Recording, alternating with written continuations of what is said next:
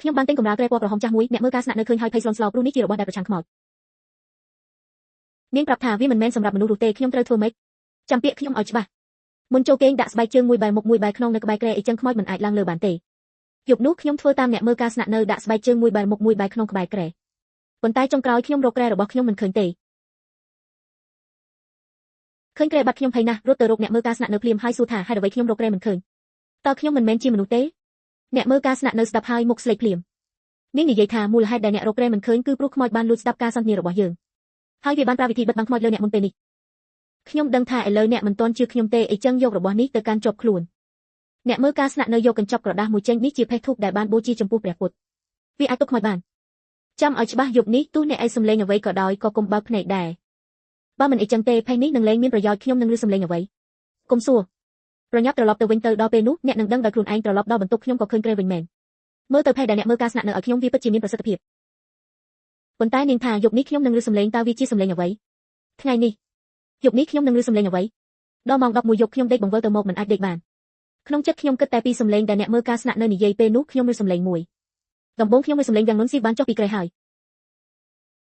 យបន្ទាប់មកខ្ញុំឮសំឡេងជំហានរបស់នាងដើរមករកខ្ញុំបន្ទាប់មកក្តារក្រែរបស់ខ្ញុំត្រូវគូ3 ដងគោះអ្នកដេកលក់ហើយឬនៅខ្ញុំនឹកឃើញពាក្យអ្នកមើលការស្នាក់នៅហើយបិទភ្នែកចិត្តមិននឹកស្មានថាស៊ីវពិតជាខ្មោចហើយចង់មកធ្វើបាបខ្ញុំស៊ីវឃើញខ្ញុំមិនឆ្លើយនាងចាប់ផ្ដើមប្រញាប់គោះខ្ញុំដឹងថាអ្នកភ្ញាក់ហើយបើភ្នែកឡើងមកមានអ្វីមួយឡើងលើក្រែអ្នកហើយកុំកុហកខ្ញុំទូកុហកក៏ត្រូវមានហេតុផលដែរ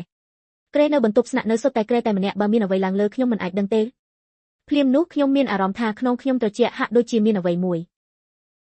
មួយកំពុងប៉ះខ្ញុំរោមខ្ញុំក៏ក្រោកឡើងភ្លាមពេលនោះស៊ីវនិយាយទៀតថាអ្នកដឹងទេថាហេតុអ្វីអ្នកមើលការស្នាក់នៅមិនឲ្យអ្នកបើកភ្នែក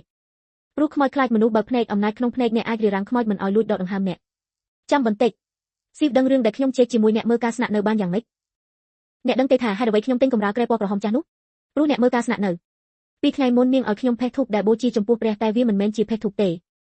វាគឺជាភេទឆ្អឹងកូនស្រីនាងអ្នកមើលការស្នាក់នៅកំពុងរកអ្នកជំនួសឲ្យកូនស្រីនាងបើមិនជឿអ្នកអាចប៉ះមើលក្នុងនោះឥឡូវនេះប្រហែលនៅសល់កំទេចឆ្អឹងដែលដុតមិនអស់ពេលស៊ីវនិយាយខ្ញុំស្ទើរតែបើកភ្នែកភ្លាមព្រោះអ្វីដែលនាងនិយាយគឺត្រឹមត្រូវខ្ញុំពិតជាប៉ះបានកំទេចឆ្អឹងក្នុងភេទហើយភ្លាមដែលខ្ញុំបើកភ្នែកអារម្មណ៍ត្រជាក់សាំលើមុខខ្ញុំក៏បាត់ទៅខ្មោចដែលទើបតែអង្គុយលើក្រែខ្ញុំពិតជារត់ចេញទៅអ្វីដែលស៊ីវនិយាយគឺពិតមែនខ្ញុំប្រញាប់អង្គុយឡើងហើយសួរស៊ីវថាតើរឿងនេះជាអ្វីឲ្យប្រាកដស៊ីវស្ដាប់ហើយយកទូរស័ព្ទមកបើកមើលចុងក្រោយនាងបង្ហាញអេក្រង់ឲ្យខ្ញុំមើលទៅព័ត៌មាននេះនិយាយថានិស្សិតស្រីស្លាប់ដោយសារឧបករណ៍អគ្គិសនីកម្លាំងខ្ពស់បណ្ដាលឲ្យកើតអគ្គិភ័យរូបនៅខាងក្រោមព័ត៌មា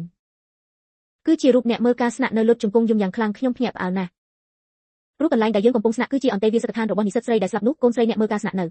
បានស្លាប់នៅសាលាចង់សងសំណងដូច្នេះបានផ្ដល់ការងារជាអ្នកមើលការស្នាក់នៅឲ្យនាងមិននឹកស្មានថាការឈឺចាប់របស់នាងបង្កើតគំនិតអាក្រក់ឲ្យនាងចង់ឲ្យនិស្សិតស្លូតត្រង់ខ្លាចជាអ្នកជំនួសកូនស្រីនាងសំណាងល្អគ្រួសារខ្ញុំស្គាល់លោកគ្រូហុងស៊ុយដូច្នេះខ្ញុំទៅទិញកម្រាលក្រែពណ៌ក្រហមចាស់នេះខ្ញុំថែមទាំងត្រាំវាជាមួយឈាមឆ្កែខ្មៅទៀតដើម្បីការពារដើមឡើយយប់នេះខ្ញុំចង់ឲ្យអ្នកចូលទៅលាក់ក្នុងកម្រាលក្រែរបស់ខ្ញុំមួយយប់មិននឹកស្មានថាអ្នកមើលការស្នាក់នៅចាត់ការលឿនដល់ថ្នាក់នេះអីចឹងស៊ីវតាកម្រាលក្រែនេះអាចធ្វើឲ្យខ្ញុំមួយបានទេមិនបានទេអ្នកត្រូវខ្មោចស្រុកធម្មពលជីវិតអស់ពាក់កណ្ដាលហើយឥឡូវប្រើកម្រាលក្រែគឺមិនទាន់ទេអីចឹងខ្ញុំត្រូវធ្វើម៉េចស្ដាប់ខ្ញុំសិនថ្ងៃស្អែកទៅភ្នំខាងក្រោយសាលារកដើមឈើដែលត្រូវរន្ទះបាញ់ហើយកាច់មែកមួយយកវាដាក់ក្រោមខ្នើយរន្ទះមានធម្មពលយ៉ាងខ្លាំងហើយខ្មោចនឹងមិនហ៊ានចូលចិត្តទេបើខ្មោចចូលក្នុងខ្លួនអ្នកមិនបានវានឹងទៅរកអ្នកផ្សេងដោយខ្លួនឯងថ្ងៃបន្ទាប់ខ្ញុំទៅភ្នំខាងក្រោយហើយពិតជារកឃើញដើមឈើដែលស៊ីវប្រាប់ខ្ញុំកាច់មែកមួយខ្ញុំត្រៀមយកត្រឡប់ទៅបន្ទប់ពេលនោះខ្ញុំឃើញអ្នកមើលការស្នាក់នៅឈរលាក់នៅមុខបន្ទប់យើងពេលខ្ញុំត្រឡប់ពីខាងក្រៅនាងរារាំងខ្ញុំហើយសួរយ៉ាងប្រញាប់ថាក្មេងស្រីអ្នកយប់មិញមានរឿងអ្វីកើតឡើងមែនទេនាងមិនគួរសួរទេព្រោះខ្ញុំខឹងឡើងភ្លាមកុំធ្វើពុតទៀតអ្នកចង់ឲ្យកូនស្រីអ្នករស់ឡើងវិញក៏មិនគួរយកខ្ញុំធ្វើជាអ្នកជំនួសខ្មោចទេប្រញាប់ចេញពីផ្លូវបើមិនអីចឹងខ្ញុំនឹងប្តឹងប៉ូលីសការរស់ស្លាប់គឺមានវាសនាបើអ្នកមិនជឿក៏ចុះតែឃើញអ្នកអាយុប្រហែលកូនស្រីខ្ញុំមានរឿងមួយចង់ប្រាប់អូនកុំភ្លេចថាយប់នេះតាក់ចានទឹកមួយនៅក្បែរក្រែពេលសំខាន់វាអាចជួយសង្គ្រោះជីវិតអ្នកបានខ្ញុំចូលអ៊ីនធឺណិតទៅពិនិត្យហើយពិតមែនមែកឈើដែលត្រូវរន្ទះបាញ់អាចការពារខ្មោចស៊ីវមិនបានកុហកខ្ញុំទេតែអ្នកមើលការស្នាក់នៅមានអ្វីនាងចង់ប្រមានខ្ញុំឬមានគោលបំណងផ្សេងគិតទៅគិតមកខ្ញុំសម្រេចដាក់ចានទឹកក្បែរក្រែផងដើម្បីធានាសុវត្ថិភាពទ្វេដងយប់មិញខ្ញុំមិនបានដេកទេដូច្នេះថ្ងៃនេះហត់ខ្លាំងទើបដាក់ក្បាលលើខ្នើយក៏ដេកលក់ភ្លាមដល់កណ្ដាលយប់ខ្ញុំស្រាប់តែត្រូវកម្ដៅដាស់ឲ្យភ្ញាក់បើកភ្នែកមើលខ្ញុំឃើញបន្ទប់ស្នាក់នៅកំពុងឆេះខ្ញុំស្រែកថាស៊ីវជួយខ្ញុំពន្លត់ភ្លើងប៉ុន្តែស៊ីវដែលនៅលើក្រែម្ខាងទៀតហាក់ដូចជាដេកស្លាប់មិនកម្រើកសោះពេលសំខាន់នោះខ្ញុំនឹកឃើញចានទឹកដែលខ្ញុំដាក់ក្បែរក្រែមុនដេកខ្ញុំលូកដៃទៅយកទឹកភ្លាមនោះមានសំឡេងផ្ទុះខ្លាំងមួយភ្លើងក៏លត់ទៅពេលនោះស៊ីវក៏លូនចេញពីក្បែរក្រែហើយភ័យរហូតយំ អ្នកមានរឿងអីខ្ញុំឃើញរបួសលើដៃនាងហើយខឹងយ៉ាងខ្លាំងខ្ញុំសួរនាងម្ដងហើយម្ដងទៀតអ្នកគ្មានត្រចៀកស្ដាប់ហើយក៏គ្មានភ្នែកមើលទេខ្ញុំអាចប្រកាសថាស៊ីវទៅតែធ្វើពុតដេកនាងប្រកាសជាចង់ឲ្យខ្ញុំត្រូវភ្លើងដុតស្លាប់បើមិនមែនដោយសារអ្នកមើលការស្នាក់នៅព្រមមានឲ្យខ្ញុំដាក់ចានទឹកក្បែរក្រែមុនដេកចាំបន្តិចហើយអ្វីកម្រើក្រែរបស់ខ្ញុំអាចចាប់ភ្លើងដោយខ្លួនឯង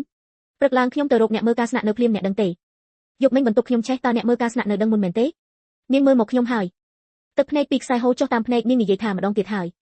ម្ដងទៀតមានន័យថាម៉េចតើរឿងទាំងអស់នេះជាអ្វី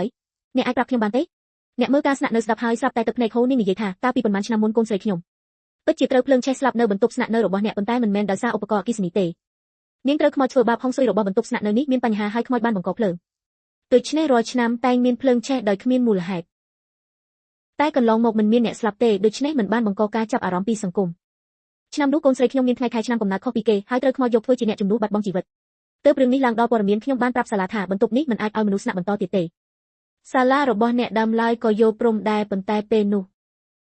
អ្នកមើលការស្នាក់នៅត្រូវរំខានខ្ញុំសួរថាអ្នកនៅតែមិនបានប្រាប់ខ្ញុំច្បាស់ទេតើអ្នកដឹងមុនបានយ៉ាងម៉េចថាយប់មិញខ្ញុំនឹងត្រូវភ្លើងខ្ញុំបានព្រមមានអ្នករួចហើយតាមហុងស៊ុយបន្ទប់នេះងាយកើតភ្លើងនិងតាក់ទាញខ្មោចបើអ្នកនៅតែយកមេឈើនោះទៅទុកក្នុងបន្ទប់វាច្បាស់ជាមានរឿងរស់រានមានជីវិតប៉ុន្តែរបស់ដែលខ្ញុំយកមកគឺមេឈើរន្ទះបាញ់តើអ្នកជាអ្នកខ្ញុំទៅរកវានៅភ្នំខាងក្រោយមែនទេមែនខ្ញុំទៅរកវានៅភ្នំខាងក្រោយមែនខ្ញុំដឹងហើយថានេះជាវិធីរបស់ខ្មោចតែភ្នំនៅក្រោយសាលាទាបបែបនេះតើអាចតាក់ទាញរន្ទះបានយ៉ាងម៉េចដូច្នេះវាមិនមែនជាមេឈើរន្ទះទេវាគឺជាឧបករណ៍ដែលអាចតាក់ទាញខ្មោចពីពាក្យអ្នកមើលការស្នាក់នៅខ្ញុំមានអារម្មណ៍ត្រជាក់ដល់ឆ្អឹងមែនហើយតែស៊ីដឹងថានៅភ្នំខាងក្រោយមានរបស់នេះបានយ៉ាងម៉េចអ្នកមើលការស្នាក់នៅយប់មិញខ្ញុំធ្វើតាមពាក្យអ្នកដាក់ចានទឹកមួយឥឡូវភ្លើងត្រូវពន្លត់ហើយតើខ្ញុំនឹងមិនមានរឿងទៀតទេមែនទេចានទឹកនោះជួយបានតែបន្តិចប៉ុណ្ណោះអ្នកត្រូវខ្មោចធ្វើបាបពីយប់ជាប់គ្នាហើយយប់នេះគឺជាយប់ស្លាប់របស់អ្នកឬថាខ្លួនឯងនឹងស្លាប់ខ្ញុំភ្លាមលុតជង្គង់សុំអ្នកមើលការស្នាក់នៅអ្នកមានខ្ញុំនឹងមើលថែអ្នកនៅថ្ងៃក្រោយខ្ញុំនឹងចាត់ទុកអ្នកដូចម្ដាយហើយមើលថែអ្នកចាស់បានទេឃើញអ្នកគួរឲ្យអាណិតបែបនេះខ្ញុំនឹងជួយអ្នកម្ដងទៀតយប់នេះចូលលាក់ក្នុងកម្រាលក្រែពណ៌ក្រហមនោះភេទឆ្អឹងនៅក្នុងនោះអាចបំបត្តិក្លិនមនុស្សរស់ពីខ្លួនអ្នកបើអ្នកលាក់នៅក្នុងនោះខ្មោចនឹងរកអ្នកមិនឃើញបើវារកមិនឃើញវានឹងប្រើគ្រប់វិធីដើម្បីបោកឲ្យអ្នកចេញពីកម្រាលក្រែដូច្នេះទោះឃើញអ្វីឬអ្វីក៏ដោយកុំចេញពីកម្រាលក្រែជាដាច់ខាតល្អហើយអ្នកមានខ្ញុំនឹងធ្វើតាមនៅតាមផ្លូវត្រឡប់ទៅបន្ទប់ខ្ញុំគិតក្នុងចិត្តថាយប់នេះត្រូវលាក់ខ្លួនយ៉ាងម៉េចដោយមិនឲ្យអ្នកណាដឹងដើម្បីចូលទៅលាក់ក្នុងកម្រាលក្រែរបស់ស៊ីវប៉ុន្តែពេលខ្ញុំត្រឡប់មកស៊ីវបាត់ទៅហើយដល់ម៉ោង12យប់នាងក៏មិនទាន់ត្រឡប់មកដូច្នេះខ្ញុំឡើងទៅលើក្រែរបស់នាងដោយផ្ទាល់ពាក់កណ្ដាលយប់ដំបូងស្ងប់ស្ងាត់ណាស់រហូតខ្ញុំគិតថាប្រហែលខ្ញុំគិតច្រើនពេកស្រាប់តែខាងក្រៅទ្វារមានសម្លេងរំខានខ្លាំងរត់មានភ្លើងឆេះវិនាទីបន្ទាប់ទ្វារបន្ទប់ខ្ញុំត្រូវគោះខ្លាំងបន្ទាប់មកខ្ញុំមានសម្លេងអ្នកមើលការស្នាក់នៅក្មេងស្រីបើកទ្វារលឿនបើមិនអីចឹងនឹងមិនទាន់ទេខ្ញុំលាក់ក្នុងកម្រាលក្រែតែខាងក្រៅតើភ្លើងឆេះពិតមែនឬក៏ខ្មោចកំពុងបោកខ្ញុំឲ្យចេញតើខ្ញុំគួរចេញទៅអត់ខាងក្រៅអ្នកមើលការស្នាក់នៅគោះទ្វារខ្ញុំប៉ុន្តែនាងមិនរងចាំទេខ្ញុំមិនដឹងថានាងពិតឬកំពុងព្យាយាមបោកឲ្យខ្ញុំចេញនាងរត់ទៅគោះទ្វារបន្ទប់ផ្សេងខ្ញុំភ័យរហូតដល់ច្របូកច្របល់បើខាងក្រៅជាខ្មោចតើវាមិនគួរបោកខ្ញុំឲ្យចេញទេហេតុអ្វីវាត្រូវទៅគោះទ្វារអ្នកអតីវាមិនចាំបាច់ទៅខ្វល់អ្នកផ្សេងទេប៉ុន្តែបើខ្មោចក៏ចេះចិត្តវិទ្យាហើយចិត្តណាធ្វើបែបនេះដើម្បីឲ្យខ្ញុំចូលអន្ទាក់វាក៏មិនមែនជារឿងមិនអាចទៅរួចទេពេលនោះផ្សែងក្នុងបន្ទប់កាន់តែច្រើនបើមិនចេញខ្ញុំនឹងត្រូវផ្សែងសម្លាប់ចុងក្រោយខ្ញុំសម្រេចចុះពីក្រែបើត្រូវខ្មោចបោកសម្លាប់ក៏ប្រសើរជាងឈោមិនធ្វើអ្វីហើយត្រូវភ្លើងដុតស្លាប់បន្ទាប់មកខ្ញុំរត់យ៉ាងលឿនពេលកំពុងរត់ទូរស័ព្ទខ្ញុំស្រាប់តែរត់ខ្ញុំមើលទៅឃើញសារពីមនុស្សមិនស្គាល់ម្នាក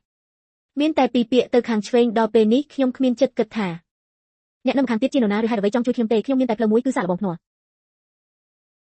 ដោយធ្វើតាមការណែនាំខ្ញុំទីបំផុតរត់ចេញពីអគារស្នាក់នៅពេលនោះនៅមុខអគារមានតែអាចារ្យឲ្យម្នាក់កាន់ត្រីវិស័យឈររងចាំពេលឃើញខ្ញុំចេញគាត់ភ្លាមដកដង្ហើមធំហើយនិយាយថាសំណាងល្អដែលទាន់ពេលតើអ្នកជាអ្នកជួយខ្ញុំមែនទេអ្នកគិតថាម៉េចបើមិនមែនខ្ញុំផ្ញើសារឲ្យអ្នកទេព្រោះអ្នកបានបំបែកវិធីបិទបាំងខ្មោចអ្នកប្រកាសជារត់មិនរួចទេអញ្ចឹងរឿងទាំងអស់នេះគ្រាន់តែជាវិធីបិទបាំងខ្មោចមែនទេតើខ្ញុំមិនបានរត់ខុសទេភ្លើងគឺคล้ายប៉ុន្តែការស្លាប់គឺពិតពេលនោះតើអាចារ្យឲ្យយកទូរស័ព្ទមកបង្ហាញខ្ញុំវាក៏ជាព័ត៌មានអគ្គិភ័យនៅបន្ទប់ស្នាក់នៅដែរតែរូបនេះក្រៅពីអ្នកមើលការស្នាក់នៅក៏មានមនុស្សម្នាក់ទៀតមនុស្សនោះគឺស៊ីវដែលត្រូវភ្លើងឆេះស្លាប់តែអ្នកដែលត្រូវភ្លើងឆេះស្លាប់មិនមែនជាកូនស្រីអ្នកមើលការស្នាក់នៅទេមែនហើយស៊ីវគឺជាកូនស្រីនាងពេលនេះខ្ញុំរំលឹកឡើងវិញហើយពិតមែនស៊ីវមានមុខមាត់ស្រដៀងអ្នកមើលការស្នាក់នៅខ្លះមិនចម្លែកទេដែលអ្នកមើលការស្នាក់នៅប្រាប់ខ្ញុំឲ្យលាក់ក្នុងកម្រាលក្រែរបស់ស៊ីវហើយបន្ទាប់មកស៊ីវក៏បាត់ខ្លួនដើមឡើយពួកគេទាំងពីរជាអ្នកតែមួយក្រុមហើយកំពុងសម្ដែងល្បិចពីអ្នកលើខ្ញុំគិតដល់ត្រង់នេះខ្ញុំសួរតាអាចារ្យថាតើរឿងនេះជាអ្វីខ្ញុំមិនដែលមានចំនួនជាមួយពួកគេទេហេតុអ្វីពួកគេចង់រកខ្ញុំតាមពិតពេលភ្លើងកើតឡើងអ្នកក៏នៅក្នុងបន្ទប់ដែរនេះជាមូលហេតុដែលអ្នកអាចរត់ចេញបានតែរឿងដែលគួរឲ្យខ្លាចបំផុតគឺភ្លើងឆេះដូចគ្នាហេតុអ្វីអ្នកស្លាប់គឺកូនស្រីរបស់ខ្លួនដូច្នេះម្ដាយរបស់ស៊ីវបានគិតល្បិចអាក្រក់មួយដើម្បីឃុំវិញ្ញាណអ្នកនៅទីនេះនាងថែមទាំងលាក់ផ្នែកមួយនៃការចងចាំរបស់អ្នកដូច្នេះឥឡូវនេះអ្នកគ្រាន់តែជាវិញ្ញាណរស់ចាប់តាំងពីអគ្គិភ័យកើតឡើងអ្នកត្រូវជាប់នៅក្នុងបរិយាកាសនេះជានិច្ចគោលបំណងរបស់នាងគឺ ឲ្យស៊ីវប្រើរាងកាយអ្នកដើម្បីរស់ឡើងវិញឬការពន្យល់របស់តាអាចារ្យខួរក្បាលខ្ញុំទេដូចជាមិនពិតខ្ញុំព្យាយាមរំលឹករឿងពីមុនតែយ៉ាងណាក៏នឹកមិនឃើញពេលវិញ្ញាណចេញពីរាងកាយការចងចាំនឹងរងផលប៉ះពាល់ឥឡូវអ្នកនឹកមិនឃើញក៏មិនអីទេអ្វីដែលសំខាន់គឺអ្នកត្រូវត្រឡប់ចូលរាងកាយរបស់ខ្លួនឲ្យលឿនបើមិនអីចឹងស៊ីវនឹងចូលមកកាន់រាងកាយអ្នកតាអាចារ្យអីចឹងខ្ញុំត្រូវធ្វើម៉េចអ្នកបានឃើញត្រីវិស័យក្នុងដៃខ្ញុំហើយឬនៅសញ្ញាលើវានឹងឈប់បង្វិលនោះគឺច្រករស់ពេលដល់ទីនោះអ្នកនឹងដឹងដោយខ្លួនឯងថាត្រូវធ្វើអ្វីត្រីវិស័យស្រាប់តែបង្វិលយ៉ាងលឿនហើយនាំខ្ញុំត្រឡប់ទៅបន្ទប់ស្នាក់នៅវិញស៊ីវអង្គុយក្នុងកម្រាលក្រែក្រហមនាងលូកក្បាលចេញមកហើយញឹមស្វាគមន៍ខ្ញុំអ្នកត្រឡប់មកវិញហើយរោមខ្ញុំក្រោកឡើងទាំងខ្លួនខ្ញុំស្ទើរតែបោះត្រីវិស័យក្នុងដៃចោលតាអាចារ្យនឹងស៊ីវជាអ្នកតែមួយក្រុមមែនទេគាត់ចង់បោកខ្ញុំឲ្យត្រឡប់មកស្លាប់ដូច្នេះខ្ញុំបែរជាមិនខ្លាចទៀតមែនខ្ញុំត្រឡប់មកហើយចង់ធ្វើអីក៏ធ្វើទៅអ្នកនៅមានល្បិចអ្វីទៀតក៏យកមកប្រើទាំងអស់ទៅសម្រាប់ខ្ញុំក៏សម្រាប់ទៅឬក៏ឲ្យខ្ញុំស្លាប់ឲ្យឆាប់ទៅមិននឹកស្មានថាស៊ីវជាអ្នកយំមុនគេបើខ្ញុំចង់ធ្វើបាបអ្នកខ្ញុំធ្វើតាំងពីយូរហើយខ្ញុំត្រូវការជួយម្ដាយខ្ញុំពិតជាចង់យកជីវិតអ្នកមកដូរជីវិតខ្ញុំប៉ុន្តែខ្ញុំមិនដែលយកព្រមទេខ្ញុំតែងតែមិនហ៊ានប្រាប់អ្នកព្រោះខ្លាចអ្នកទទួលយកមិនបានតែឥឡូវខ្ញុំគ្មានជំរើសទៀតទេបើខ្ញុំមិនប្រាប់ការពិតអ្នកនឹងត្រូវពួកគេសម្លាប់ស៊ីវហេតុអ្វីអ្នកចង់ជួយខ្ញុំតើអ្នកមិនចង់រស់ទេខ្ញុំចង់រស់តែខ្ញុំកាន់តែចង់ឲ្យម្ដាយខ្ញុំរស់ការយកមនុស្សស្លូតត្រង់ធ្វើជាអ្នកជំនួសគឺជាអំពើបាបធ្ងន់ធ្ងរបើវាជោគជ័យម្ដាយខ្ញុំនឹងទទួលកម្មហើយនឹងត្រូវទទួលទណ្ឌកម្មជាច្រើនចំនួនមិនអាចទៅកើតជាថ្មីបានទេស៊ីវបើអ្នកពិតជាចង់ជួយខ្ញុំសូមឲ្យខ្ញុំចូលក្នុងកម្រាលក្រែរបស់អ្នកតាអាចារ្យឲ្យប្រាប់ខ្ញុំថាត្រីវិស័យចង្អុលទៅណាកន្លែងនោះគឺច្រករស់អ្នកគុំស្ដាប់តាអាចារ្យឲ្យនោះគាត់ជាអ្នកកុហកស្ដាប់ខ្ញុំទៅអ្នកនៅចាំទេមេឈើរន្ទះដែលខ្ញុំឲ្យអ្នកទៅរកនៅភ្នំខាងក្រោយសាលានៅទីនោះខ្ញុំទុកច្រករស់មួយឲ្យអ្នកគ្រាន់តែទៅដល់ទីនោះគូក្បាល3ដងហើយរងចាំដល់ភ្លឺអ្នកនឹងអាចត្រឡប់ទៅពិភពពិតវិញឬស៊ីវនិយាយខ្ញុំមិនទាន់ជឿទាំងស្រុងទេខ្ញុំក៏ទៅរកអ្នកមើលការស្នាក់នៅម្ដងទៀតមុខអ្នកមើលការស្នាក់នៅមើលទៅអាក្រក់ណាស់នាងនិយាយថាបើមិនជឿខ្ញុំហេតុអ្វីនៅមករកខ្ញុំប្រាប់នាងគ្រប់យ៉ាងដែលស៊ីវបាននិយាយអ្នកមើលការស្នាក់នៅស្ដាប់ហើយនិយាយថាស៊ីវពីមុនពិតជាកូនស្រីខ្ញុំប៉ុន្តែឥឡូវនាងបានក្លាយជាខ្មោចភ្លើងខ្ញុំបានប្រាប់អ្នករួចហើយនោះមិនមែនជាមេឈើរន្ទះទេវាគឺជាច្រករបស់ខ្មោចភ្លើងបើអ្នកទៅទីនោះហើយគូក្បាលនោះស្មើនឹងអ្នកស្ម័គ្រចិត្តនៅទីនោះក្លាយជាមនុស្សរបស់ខ្មោចភ្លើងជាអ្នកជំនួសរបស់វាបើពេលនោះអ្នកស្ដាប់ខ្ញុំហើយលាក់ក្នុងកម្រាលក្រែក្រហមអ្នកអាចរងចាំដល់ពេលវិញ្ញាណត្រឡប់តែឥឡូវមិនថាអ្នកត្រឡប់ទៅកម្រាលក្រែឬទៅភ្នំខាងក្រោយអ្នកក៏ពិបាករួចផុតពីសេចក្តីស្លាប់ដែរឬអ្នកមើលការស្នាក់នៅនិយាយបែបនេះទឹកភ្នែកខ្ញុំក៏ហូរ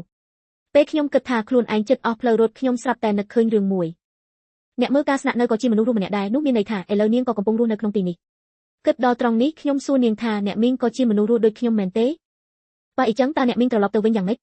នាងមិនឆ្លើយភ្លាមទេបែរជាគិតអស់មួយសន្ទុះបន្ទាប់មកនាងនិយាយថាចាំខ្ញុំសិនខ្ញុំចូលបន្ទប់ទៅយករបស់មួយនាងចូលទៅហើយកាន់ព្រះពុទ្ធដែលបានបូជាដើរចេញមកយករបស់នេះឲ្យជាប់ខ្លួនវាគឺជាច្រករស់របស់យើងកុំឲ្យអ្នកណាបំផ្លាញវាពេលដល់ម៉ោង12យប់ច្រករស់នឹងលេចឡើងអ្នកគ្រាន់តែរងចាំនៅទីនេះចុះអ្នកមីងវិញព្រោះកូនស្រីខ្ញុំឃុំអ្នកនៅទីនេះចុងក្រោយខ្ញុំជាម្ដាយរបស់នាងត្រូវទៅបញ្ចប់រឿងនេះដោយខ្លួនឯងនិយាយហើយអ្នកមើលការស្នាក់នៅក៏ទៅរកស៊ីវដល់ម៉ោង12ព្រះពុទ្ធក្នុងដៃខ្ញុំស្រាប់តែប្រែជាក្រហមនឹងក្តៅខ្ញុំក្តៅដល់ថ្នាក់បោះវាចោលពីដៃព្រះពុទ្ធធ្លាក់លើដីហើយភ្លាមច្រកមួយបានលេចឡើងនៅមុខខ្ញុំនេះគឺជាច្រករស់អ្នកមើលការស្នាក់នៅពិតជាមិនបានកុហកខ្ញុំគិតដល់ត្រង់នេះខ្ញុំបើកទ្វារខ្ញុំទៅត្រៀមដើរចូលកយសំឡេងពីក្រោយអ្នកមើលការស្នាក់នៅស្រែកថាក្មេងស្រីចាំសិនពេលនេះខាងក្រោយអ្នកមើលការស្នាក់នៅក៏មានសំឡេងមួយទៀតគឺស៊ីវពួកគេទាំងពីរកាន់តែដើរមកជិតខ្ញុំចាប់ដើមភ័យខ្ញុំខ្លាចថាបើស៊ីវរត់មកចាប់ខ្ញុំនឹងត្រូវស្លាប់ពិតមែនមិនបានទេខ្ញុំមិនអាចស្លាប់ទេខ្ញុំត្រូវរស់គិតដល់ត្រង់នេះខ្ញុំបែរទៅនិយាយទៅអ្នកមើលការស្នាក់នៅថាអ្នកមីងសុំទោសបន្ទាប់មកខ្ញុំបិទទ្វារទៅ